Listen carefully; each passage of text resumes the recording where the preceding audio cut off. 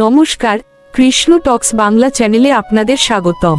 আজকের আলোচনার বিষয়, আমি যখন মাতাল হলাম।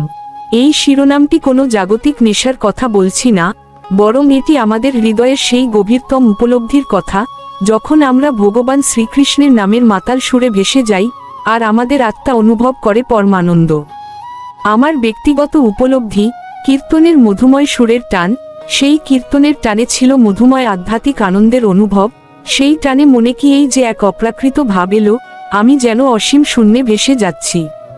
আজ আমি আপনাদের সাথে আমার জীবনের এমন একটি মুহূর্তের কথা শেয়ার করতে চাই, যা এই আলোচনার মূল ভিত্তি। আমি একদিন এক কীর্তনিয়ার সুর বা হরে কৃষ্ণ মহামন্ত্র শুনতেছিলাম। তখন সে কীর্তনিয়ার মধুময় সুর শুনে মনে হলো, এই দেহ আর এই পৃথিবী ছেড়ে আমি যেন এক অজানা অসীম শূন্যে মিশে গেলাম। প্রকৃতির দিক দিগন্তে এমনটি মহাশূন্যের অসীম অনন্ত প্রান্তে, যেন প্রাকৃতিক এই জগতে ছিলাম না, আমি যেন সেই অপ্রাকৃত ভগবত ধামে, যেখানে ভগবান শ্রীকৃষ্ণ সাকারে বিরাজিত, সেই চিন্মস্তর বা চিন্ম ধাম, সেখানে পৌঁছে গেলাম। সেই অনুভূতি ছিল পরমানন্দ, পরম তৃপ্তি, যা জাগতিক কোনো ভাষায় প্রকাশ করা সম্ভব নয়। সেই মুহূর্তে মনে হয়েছিল, এটাই কি সেই পরম প্রাপ্তি? এটাই কি সেই ভগবদ্ধামের আনন্দ, যার কথা শাস্ত্রে বলা আছে? হ্যাঁ, সেই সময়কাল ছিল খুবই অল্পক্ষণ, কিন্তু এর প্রভাব ছিল চিরন্তন। আমাদের জীবনের যে কোনো ধর্মীয় অনুষ্ঠান, কীর্তন, ভাগবত পাঠ বা নাম সংকীর্তন, তার মাঝে যে গভীর আবেগ আসে, আমরা যে আবেগের স্রোতে ভেসে যাই, সেটাই হলো সেই দিব্য মাতালতা। এই অনুভব আমাদের শেখায় যে আমাদের জীবনের মূল লক্ষ্য হলো এই পরমানন্দ লাভ করা। শাস্ত্রের বাণী, ক্ষণস্থায়ী প্রচেষ্টা, চিরন্তন ফল। এই প্রসঙ্গে স্বয়ং ভগবান শ্রীকৃষ্ণ গীতায় 10ম অধ্যায়ের 8ম শ্লোকে বলেন, অহং সর্বস্ব প্রভব মত্ত সর্বং প্রবর্ততে ইতি মতা ভজন্তে মাং বুধা ভাবসমন্বিতা। শ্রীমদ্ভগবদ্গীতা 10 অধ্যায় 8 নম্বর শ্লোক।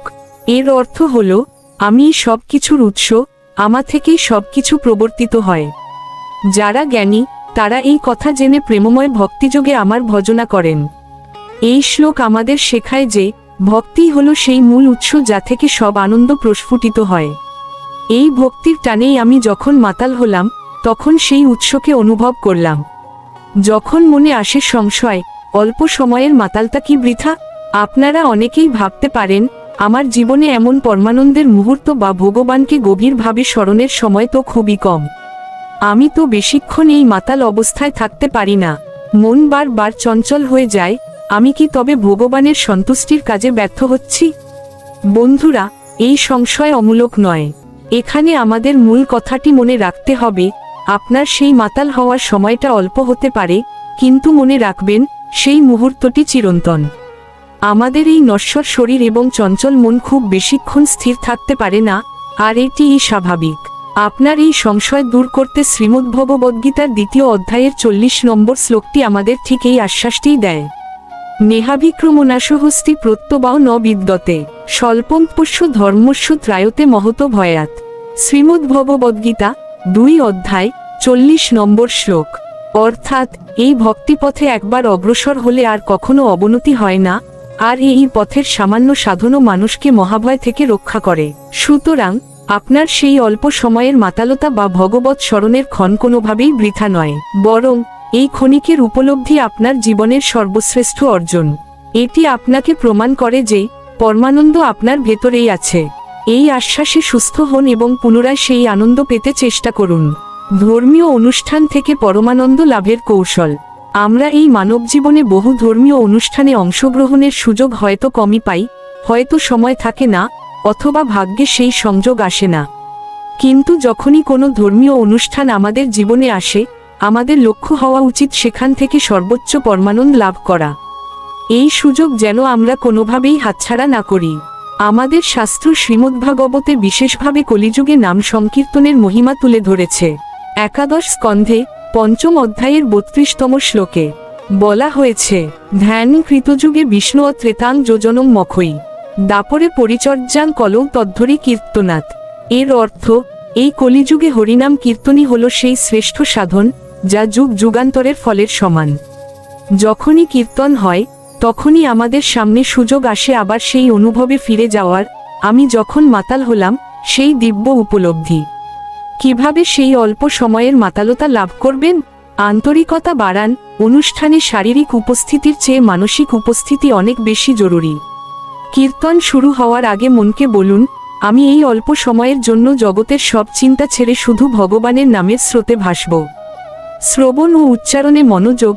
নামের প্রতিটি শব্দ মনোযোগ সহকারে শুনুন এবং উচ্চারণের সময় যেন আপনার আত্মা সেটিতে অংশ নেয়। আপনার মাতাল হওয়ার অভিজ্ঞতা প্রমাণ করে, যখন আপনি সম্পূর্ণ মনোযোগ দেন, তখনই সেই দিব্য সংযোগ ঘটে।